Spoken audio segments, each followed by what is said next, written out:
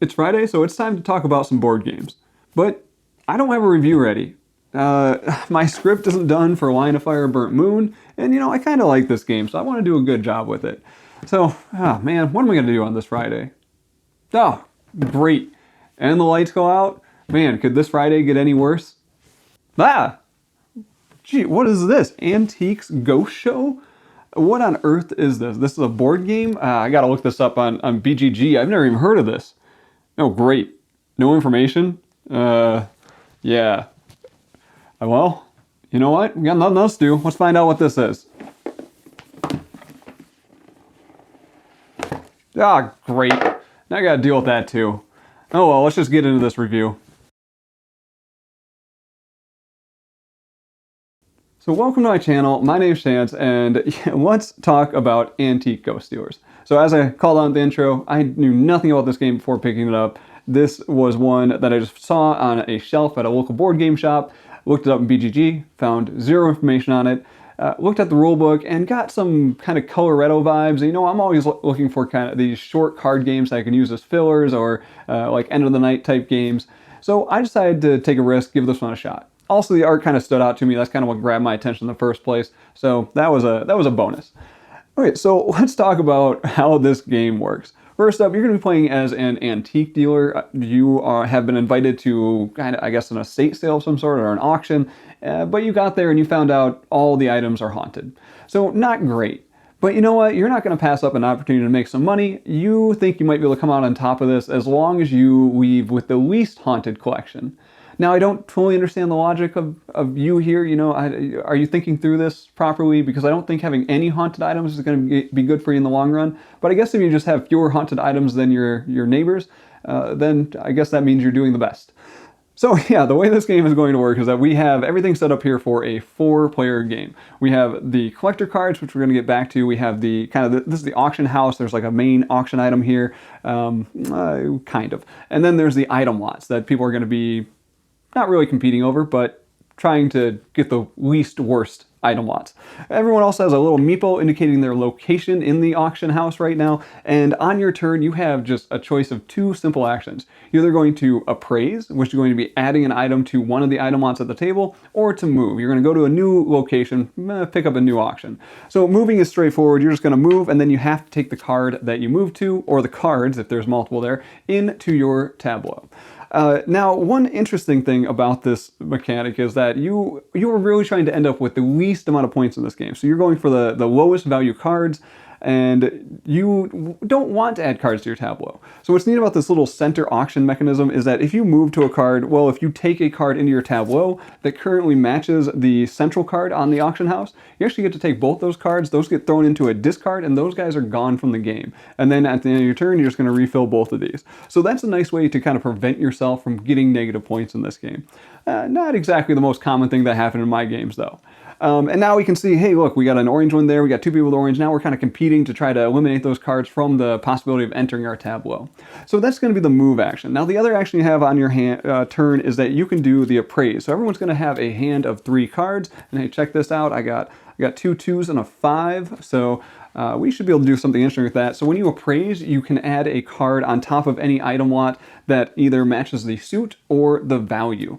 Now, like I said, you can add it to any item lot. You can add it to an item lot that someone else is standing at. And here, let's just say I'm going to take this 5 and I'm going to add it to this orange item lot here. So yeah, then my turn is done. I'm just going to draw back up to my hand size 3 and go on to the next player. Now, what's interesting though is that once this item lot fills up, so let's say it came back to someone else's turn and they put the 3rd card down in the slot, that means the player standing at that item lot has to take all 3 of these cards and add them to their tableau. Now, this guy got kind of lucky here because, he has an orange, so you can match that with the center. We can get rid of that. But now gray is going to be taking these 2 purples into their tableau.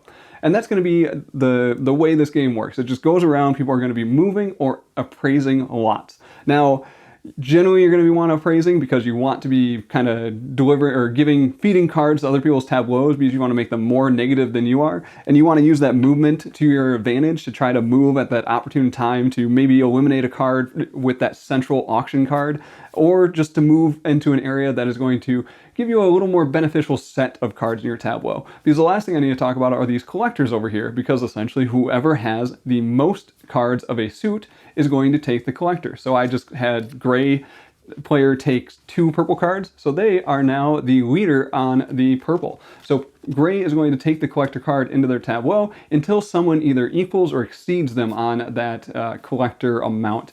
Now, what's good about those collectors is that at the end of the game, you no longer care about the value of the cards. The collector reduces the value of each card to 1 in that suit. So now each one of those purple cards is worth 1. So it started as a 5 and a 7, so that would have been 12 points. Now it's just 2 points. Now, the problem is, though, is that you're kind of going to be competing with those other players on getting those cards and keeping those cards. So usually if you're moving up in a suit, you get 2 or 3 cards of a suit, you're trying to collect some more just so you can kind of lock in that collector for the game and don't have to worry about it.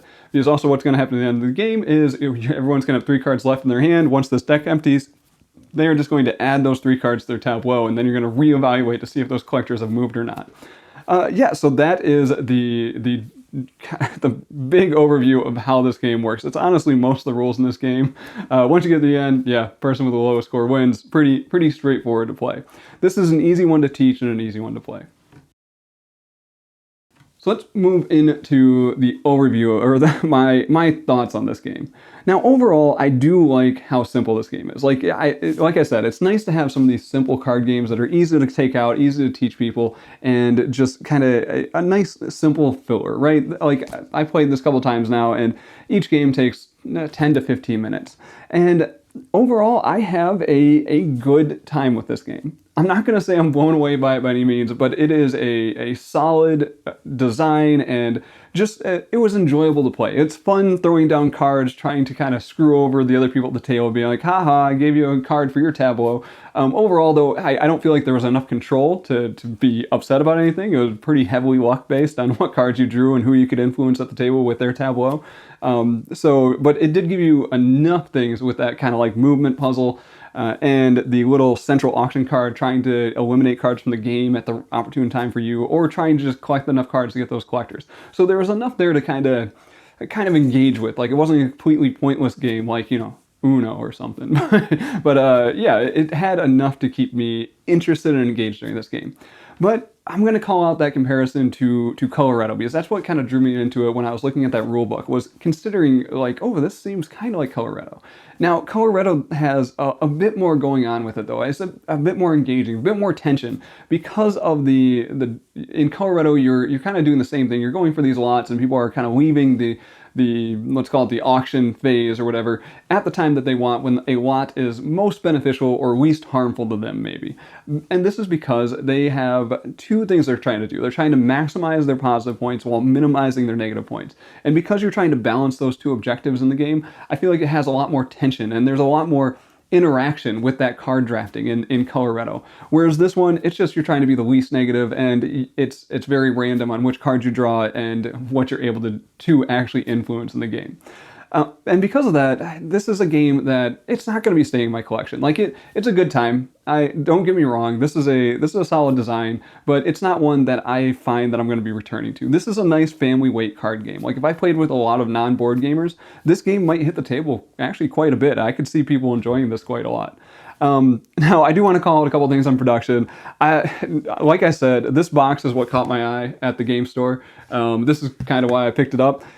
The size of this box is inconvenient. I don't really like how big this box is, because it just has one tarot-sized deck of cards, which, by the way, why they use the tarot deck, I don't know. I wish the cards are smaller. This takes up quite a bit of space on the table when everyone has their tableaus out. So it does require a larger table than I would really like on a light card game. Now, the other thing I'll call out is that this box here is, well, I mean, check this thing out. This has a nice well for the tarot cards, but then this well up here, there's 2 boards. So you got your 4-player board, which has 6 item lots, and our 3-player board, which has 5 item lots. This board does not actually fit in here, which is crazy to me, but oh well, it's mostly just empty space up there. So they could have reduced the size. They could have used standard playing cards and made this a cheaper production. I think that's my biggest negative on this game, is that I think MSRP on this is like $30, and I honestly wish this was like a $15, $20 game. Like, it would be great. I would definitely recommend it at that like $15, $20 point if you like these light family weight card games.